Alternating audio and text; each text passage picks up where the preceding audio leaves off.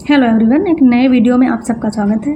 आज हम बात करेंगे जहां से आपके क्वेश्चन पूछे जाते हैं। एक ही वीडियो में आपके बहुत सारी चीज़ें आज क्लियर होंगी। यहाँ पे सतत मूल्यांकन क्या है, व्यापक मूल्यांकन क्या है, मापन क्या है, आकलन क्या है, और जो आकलन आपका आता है रचनात्मक आकलन और योगात्मक आकलन से क्वेश्चन नॉर्मली यहाँ से पूछे जाते हैं। वो चीज़ें आपकी आज कवर हो जाएंगी। यहाँ से अगर कोई क्वेश्चन आएगा, जो भी डाउट होंगे कि मापन, आकलन और मूल्यांकन में जो आप डिफाइन नहीं कर पाते अलग अलग, वो चीज़ें यहाँ पे हम समझेंगे कि इनको अलग अलग हम कैसे डिफाइन कर सकते हैं। यहाँ से क्वेश्चन आएंगे तो हमें कैसे करना है।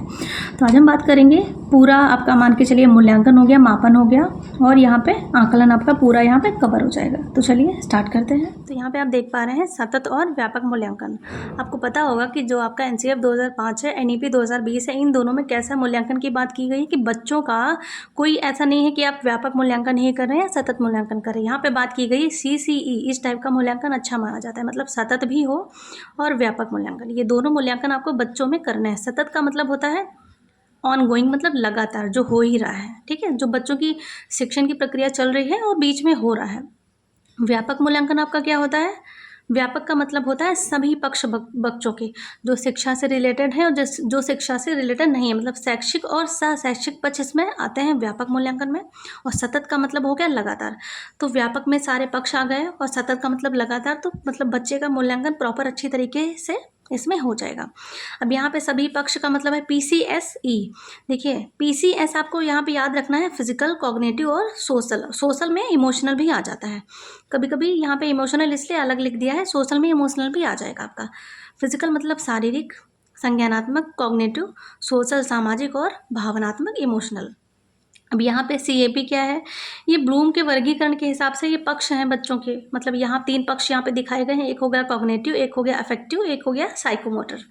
यानी यहाँ पे कॉग्निटिव मतलब संज्ञानात्मक और अफेक्टिव मतलब भावात्मक और साइकोमोटर मतलब गत्यात्मक पक्ष। यहाँ पे मतलब ये सभी पक्षों का बच्चों का यहाँ पे क्या होगा? मूल्यांकन हो जाएगा। लगातार हो रहा है और सभी पक्षों का हो रहा है, तो प्रॉपर मूल्यांकन अच्छे से यहाँ पे हो जाएगा।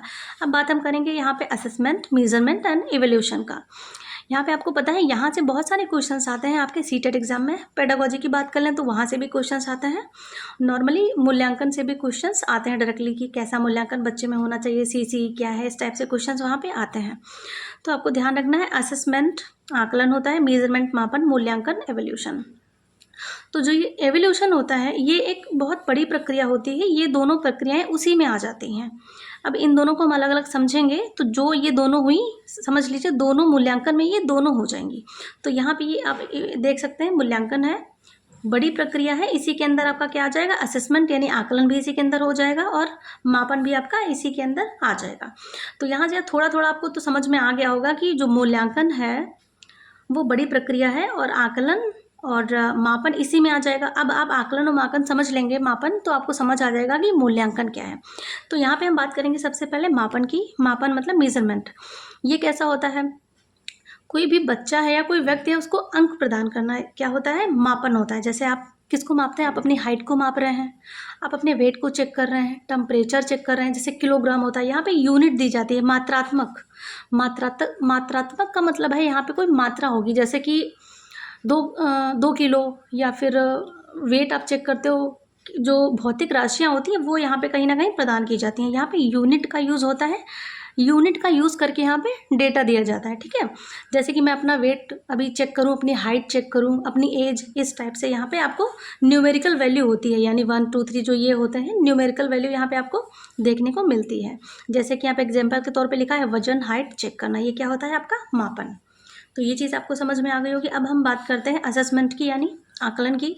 आकलन क्या है? देखिए, बच्चे का जो भी ज्ञान है उसको वो परखने के लिए ये चीज़ होती है। सिर्फ परखने के लिए नहीं होती है कि आपने कुछ भी देखा कि बच्चा सही से पढ़ रहा है, नहीं पढ़ रहा है, वो चीज़ आपने बोल दिया कि ये बच्चा पढ़ने में अच्छा नहीं है। नहीं, यहाँ पे जजमेंट नहीं दिया जाता है। यहाँ पे आप कोई भी डिसीज़न नहीं लेते हैं कि बच्चा अच्छा है, नहीं है, बुरा है, नहीं है, वो इस चीज़ के लायक है, नहीं है, क्या कक्षा 1 में है वो, तो कक्षा 2 में उसको हम एडमिशन दे सकते हैं, नहीं दे सकते। यहाँ पे क्या होता है, आप बच्चे का जो ज्ञान होता है उसको परखते हैं। क्यों? जिससे कि सुधार हो सके कमियों में।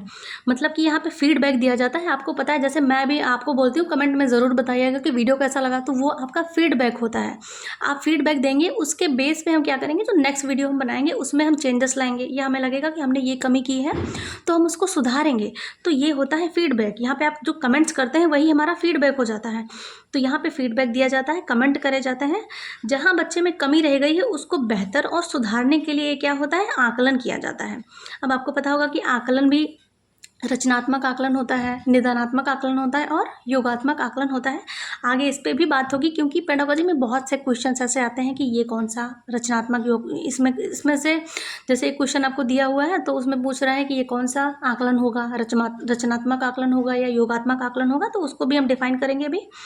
तो फिलहाल बात करते हैं आकलन की। तो समझ में आपको आ गया होगा कि बच्चे का जो ज्ञान है उसको परखने के लिए होता है। यहाँ पे फीडबैक दिया जाता है जिससे कि बच्चा सुधार कर सके, कमेंट किए जाते हैं, बच्चे में जो कमी रह गई है उसको बेहतर बनाने के लिए यहाँ पे सुधारने की ये प्रक्रिया क्या है, असेसमेंट है। यहाँ पे जजमेंट नहीं किया जाता है। तो आपको पता चल गया यहाँ पे क्या है, डेटा दिया जाता है, यूनिट होती है, न्यूमेरिकल वैल्यू होती है, ये मात्रात्मक प्रकृति होती है यहाँ पे, ठीक है। मापन में, असेसमेंट में क्या होता है, बच्चे को फीडबैक दिया जाता है, वो जो भी पढ़ रहा है, चीज़ें कर रहा है, किस हद तक वो सीख रहा है, फीडबैक के लिए कि जो चीज़ें कमी रह गई हो उसको सुधार के लिए हम यहाँ पे आकलन करते हैं। अब बात करेंगे इवोल्यूशन की। आपको पता है ये बड़ी प्रक्रिया है, जो ये दो चीज़ें थी यही इसमें आ जाएंगी, बस आपको वही ध्यान देना है। तो फिर क्या हो गया, इसमें गुणात्मक चीज़ें होती हैं, यहाँ पे आपको पता है कि न्यूमेरिकल वैल्यू नहीं होती है, तो जायज़ बात है यहाँ पे न्यूमेरिकल वैल्यू नहीं होती है, इसका मतलब है ये हो गया गुणात्मक, ये हो गया हमारा मात्रात्मक। तो ये क्या हो जाएगा, मात्रात्मक और गुणात्मक दोनों हो जाएगा, ये आपको ध्यान रखना है। यहाँ पे क्या होता है, जो जितनी बच्चे की जो ग्रोथ हो रही है विस्तृत जानकारी यहाँ पे आपको मिलेगी, पूरी प्रॉपर जानकारी। तो ये चीज़ होती है, यहाँ पे जितना आपने डेटा कलेक्ट किया है, जैसे कि यहाँ पे आपने बच्चे को यूनिट दी, यहाँ पे आपने पूरा प्रॉपर डेटा कलेक्ट किया कि बच्चा क्या है, कैसा क्या कर रहा है, कैसी ग्रोथ है, उसके बेस पे बहुत अच्छे से यहाँ पे क्या होता है, विश्लेषण किया जाता है बच्चे का, प्रॉपर जो भी पिछला डेटा है उसका, उसके बेस पे क्या होता है, यहाँ पे जजमेंट होता है, यहाँ पे डिसीजन लिया जाता है। जैसे कि क्रिकेट मैच में क्या है कि मैच अगर आपको जैसे, या फिर मान लीजिए कोई प्रतियोगिता है, तो टीचर पहले ये चेक करेगा क्या ये जो प्रतियोगिता है इसमें शामिल होने या जो भी इसमें अभी चीज़ें होंगी, गतिविधियाँ, क्या ये बच्चा उसके लायक है, वो डिज़र्व करता है, वो उस हद तक उसकी शिक्षा है, क्या उसका दिमाग उस हद तक वर्क कर रहा है। तो ये चीज़ यहाँ पे क्या होती है यहाँ पे जजमेंट होता है, डिसीजंस लिए जाते हैं, यानी बच्चे का विकास किस सीमा तक हुआ है और बाधक कौन कौन से तत्व हैं, ये पूरी जानकारी किस में होती है, इसमें होती है।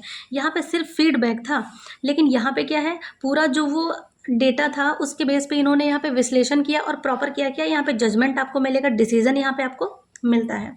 यहाँ पे प्रॉपर बहुत अच्छे तरीके से विश्लेषण होता है बच्चों की उन्हीं चीज़ों का, क्या कमियां थी, बच्चे ने सुधारा नहीं सुधारा, उसके बेस पे क्या होता है, यहाँ पे जजमेंट किया जाता है कि बच्चा ये इस चीज़ के लायक है, नहीं है, आगे वो किस तरह से, मतलब उसकी क्षमता है उसको कहीं ना कहीं यहाँ पे चेक किया जाता है। क्यों चेक किया जाता है, जिससे कि जो शिक्षण प्रक्रिया है उसमें टीचर अच्छे से क्या कर सके, अपनी जो पढ़ाने की उसका तरीका है उसको चेंज कर सके, कि इस बच्चे को ये इतने नंबर इसके आए हैं, या फिर इसका जो पिछला डाटा है इसके हिसाब से ये मैथ में वीक है, साइंस में वीक है, या जो भी चीज़ें हैं, इतने नंबर आए मैथ में वीक है, तो हमें इस तरह से अपनी शिक्षण प्रक्रिया में चेंज लाने होंगे, तभी बच्चे में क्या होगा, सुधार होगा। तो मूल्यांकन क्यों किया जाता है, मूल्यांकन ज़रूरी है ताकि अपना अगला कदम शिक्षण पता कर सके कि हमें शिक्षण की जो प्रणाली है, जो कला है, उसको किस वे में ले जाना है, किस तरह से हमको बच्चे को पढ़ाना है, जो ये सारे सुधार किए जाएँ।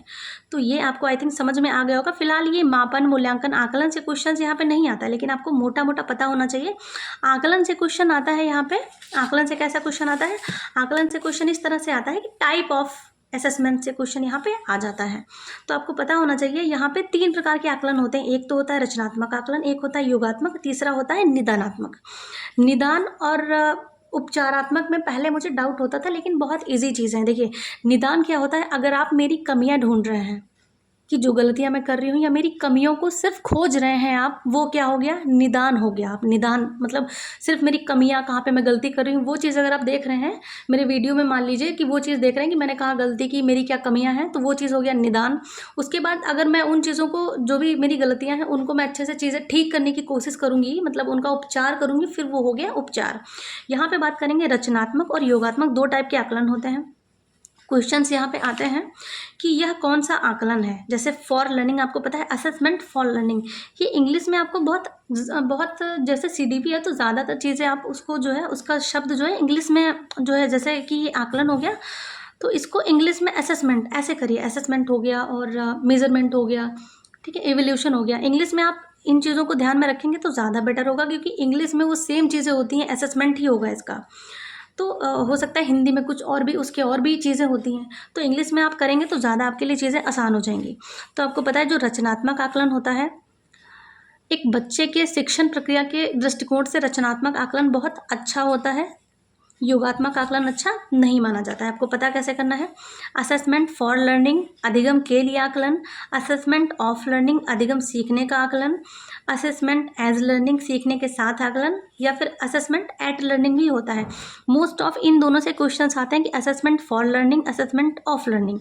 तो जैसे 4 ऑप्शन दिए हैं, अधिगम के लिए आकलन, अधिगम का आकलन, अधिगम के साथ आकलन, ठीक है, एक कोई और हो गया। तो आपको पूछा जाएगा कि इसमें से रचनात्मक आकलन कौन सा है, या फिर अगर कुछ और भी इसी टाइप से हो सकता है। तो आपको ये ध्यान रखना है, जो फॉर होता है, आपको पता है रचनात्मक को क्या कहते हैं, फॉर्मेटिव, और योगात्मक को कहते हैं समेटिव। तो इंग्लिश में लर्न करने का ये फ़ायदा होता है। तो आपको पता है फॉर्मेटिव होता है रचनात्मक, तो असेसमेंट फॉर, जहाँ पे फॉर आ जाएगा आपको समझ जाना है, वही आपका क्या है, रचनात्मक आकलन है। बस इतना सा बात है। फॉर आ जाएगा मतलब के लिए, तो क्या हो गया, ये आपका रचनात्मक आकलन हो गया, सीखने के लिए आकलन।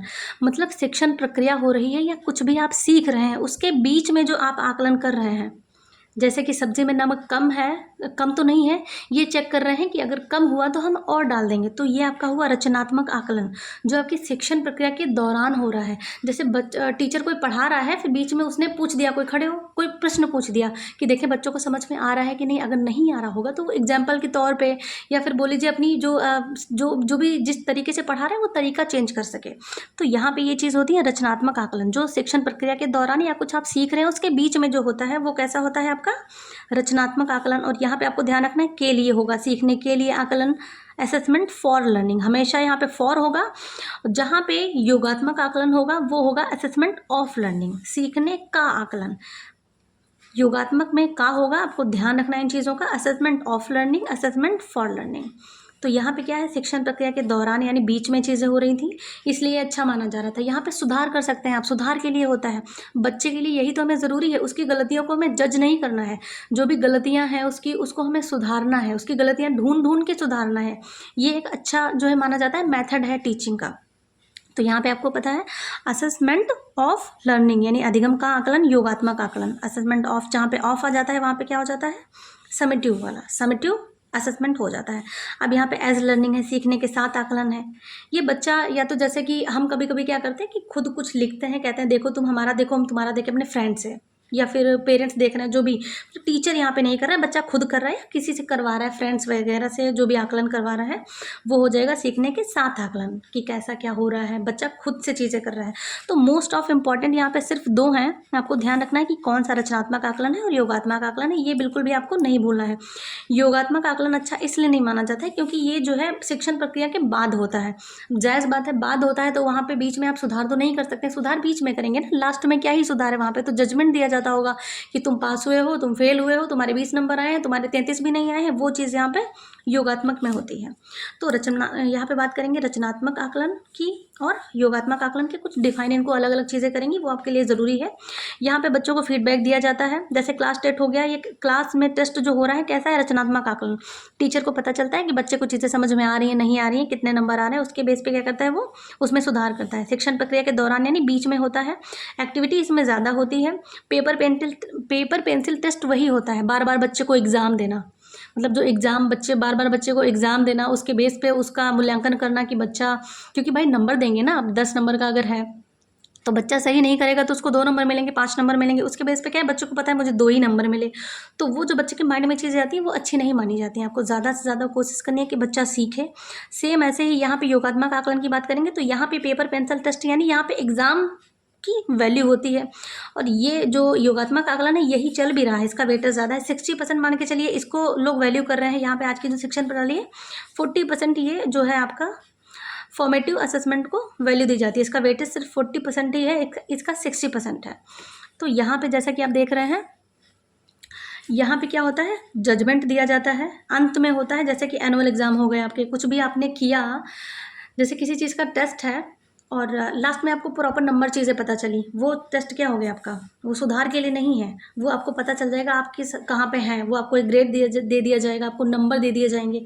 तो यहाँ पे क्या होता है, जजमेंट होता है और सबसे लास्ट में होता है। तो ये आकलन अच्छा नहीं माना जाता है, ये आपको बेस्ट माना जाता है ये आपका।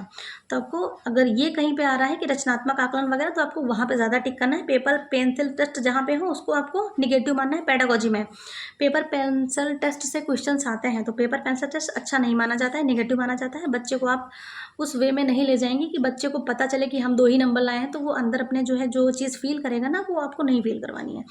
तो ये था आज का हमारा वीडियो। आशा करती हूँ आपको चीज़ें समझ में आई होंगी। कोशिश तो मैंने बहुत अच्छी की है कि मैं आपको चीज़ें समझाऊँ, बाकी आपका फीडबैक ज़रूरी है। यहाँ पे फीडबैक वर्ड यूज़ हुआ है, तो आप फीडबैक ज़रूर दीजिएगा। मिलते हैं इसी टाइप की नेक्स्ट वीडियो में। Thanks for watching.